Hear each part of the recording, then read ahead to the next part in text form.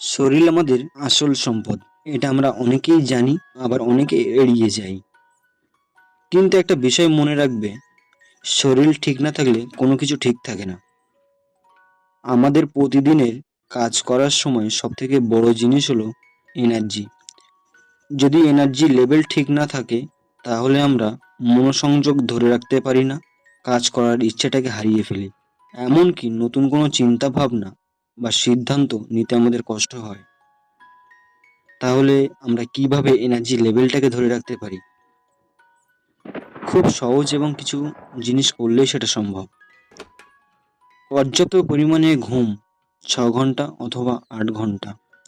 নির্দিষ্ট সময়ে খাওয়া দাওয়া করা, আর প্রতিদিন পর্যাপ্ত পরিমাণে পানি পান করা।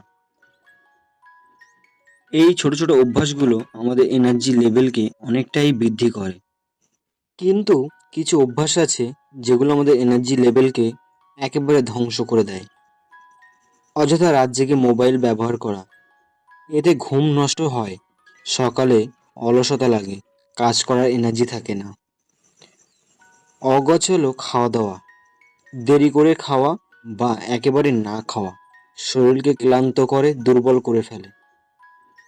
এক কথায়, শরীর যদি ঠিক থাকে, মনও ঠিক থাকে, আর মন ঠিক থাকলে কর্মদক্ষতাও পারফেক্ট হয়।